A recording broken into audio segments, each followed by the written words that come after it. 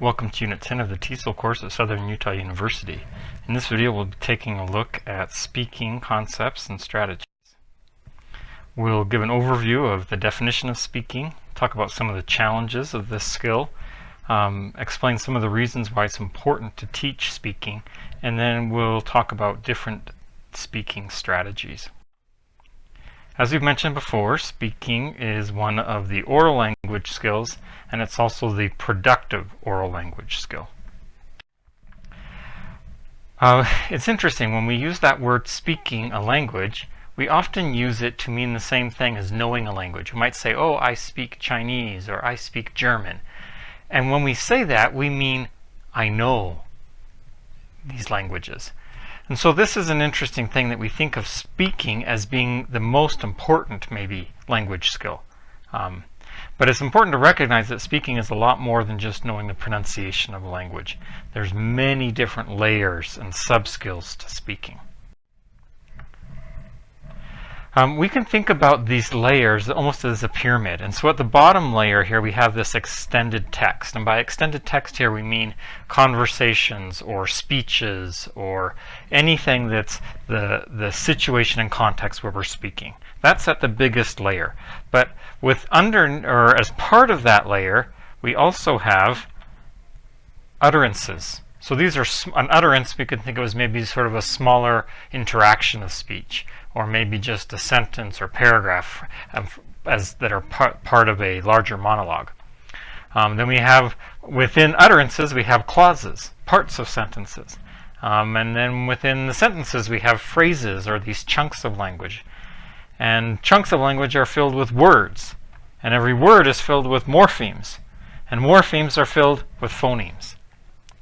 So clearly, speaking is a lot more than just knowing pronunciation, but it's knowing vocabulary and grammar, and it's knowing the appropriateness of when to use of these things. And all of this together creates these speaking texts and situations that we're in.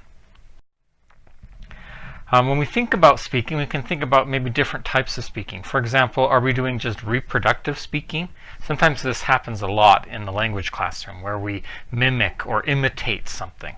Or is it more creative types of speaking, where we're doing new situations, new sentences, we're communicating and problem solving?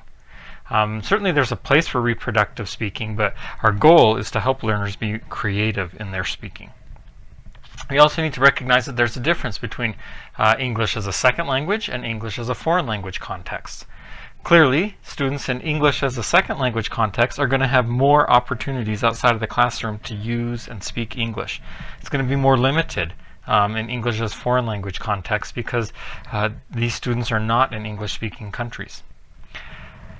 We can also think about speaking as having maybe three different main categories. Transactional speaking. This is where we are communicating with someone else in order to accomplish a task.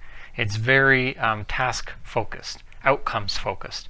Then we have interpersonal speaking, where the goal here is more socially focused, right? We want to focus on building relationships and understanding other people. And then we also, some researchers will make reference to presentational speaking. And this is where there isn't a lot of interaction, but maybe we're giving a speech, or we have to give some kind of presentation. And so there's not a lot of interaction in that situation, but there's definitely a need for speaking. Speaking, as we can imagine, like all the language skills, can be challenging. Okay. First of all, what makes speaking so challenging is it's real time. And by real time, we might think of this sort of steady stream where we're not recording necessarily, we are speaking live.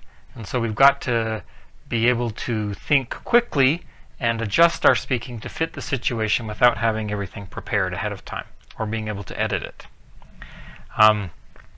And we also have to develop many skills at once. So we've got to be thinking about pronunciation, and we need to be thinking about our vocabulary, and are we being appropriate, and we're using good body language if we're talking face-to-face with someone.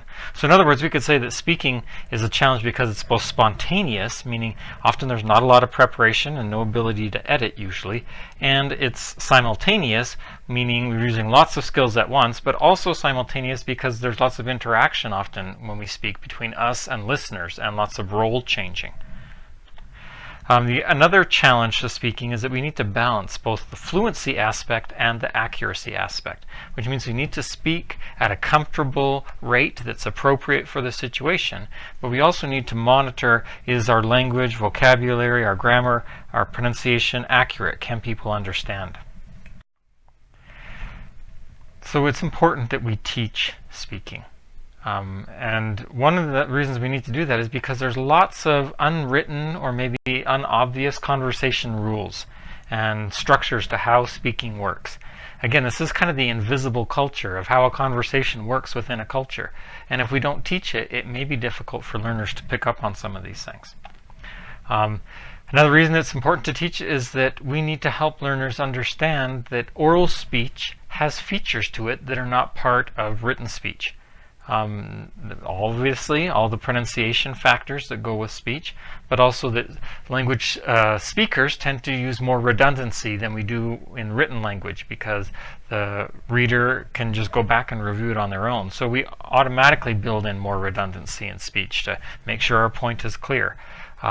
There's also the issue of hesitation. Sometimes hesitations are needed to slow down speech, but also what do we do when we don't know what to do with the language, and what kind of hesitation strategies or actions can we take? And then also there's all the colloquial language that goes with speaking. It's far more common than in written language, things like idioms and slang. Also, we need to know how to teach in order to teach learners about how to stay motivated to keep speaking, what to do when you get disappointed or frustrated, how to manage that affective filter so that you can feel open to participating in a language community and using that language. Another reason to have a speaking class is because many learners don't get practice outside of class. So we need to have that class so that they are encouraged and expected to use the language and practice speaking. Also, the speaking class is a great place for learners to get feedback on their language use, which helps them make improvements.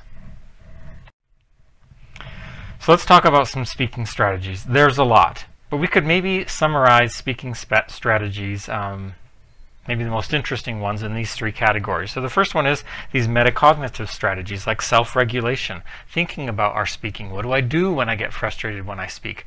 Am I doing speaking enough? Do I need to set aside some time to do more speaking? Am I reaching my goals? Do I need to set new goals? We also have all these vocabulary strategies that are part of speaking. And this can include things like learning how to do circumlocution. Circumlocution refers to when we can't say something that we need to, how do we use other words to explain that idea? We also need to be learning how to do chunking or learning routine phrases that are part of speech acts, so that when we're in situations there's a lot more automaticity to our speech, so that we're not having to constantly put such a cognitive load on our brains to always be thinking of things, that we've developed some automatic responses to routine types of situations. And then there is a huge category of conversation management strategies, and this can include things like knowing when to ask appropriate questions.